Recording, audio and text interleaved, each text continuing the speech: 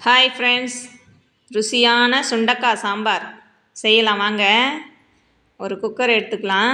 அதில் 100 கிராம் துவரம்பருப்பை நல்லா கழுவிட்டு போட்டுக்கலாம்.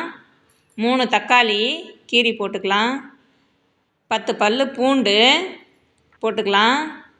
இப்போ இது மூழ்கிற அளவுக்கு தண்ணி ஊற்றிக்கலாம்.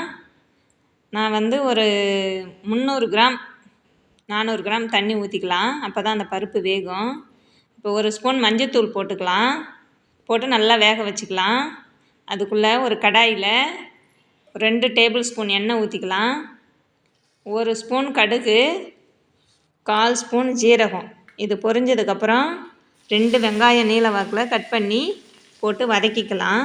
இது நல்லா வதங்கட்டும். அதுக்கப்புறம் ஒரே ஒரு தக்காளி போட்டு இது கூட வதக்கிக்கலாம்.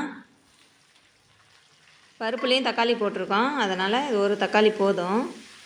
இப்போ 2 கொத்து கருவேப்பிலை போட்டு வதக்கிக்கலாம். அடுத்தது சுண்டைக்காயை நல்லா நசுக்கி விதை எடுத்துட்டு அலசிட்டு இதில் போட்டுக்கலாம். இது ஒரு 150 கிராம் சுண்டைக்காய் இருக்கும்.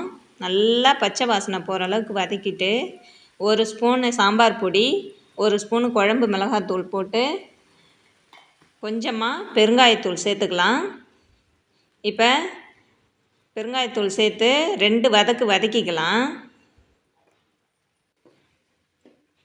வதக்கியாச்சு. இப்போ இந்த வேக வச்ச பருப்பு தண்ணியை இதில் ஊற்றிக்கலாம்.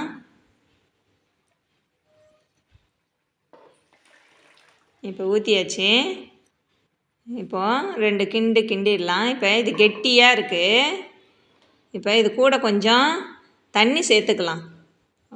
அப்போ தான் கொதிக்க கொஞ்சம் நல்லா கெட்டியாக வரும். இப்போது இது நல்லா கொதிக்கட்டும். ஒரு 5 நிமிஷம் போல் கொதிக்கட்டும். கூட உப்பு தேவையான அளவு சேர்த்துக்கலாம்.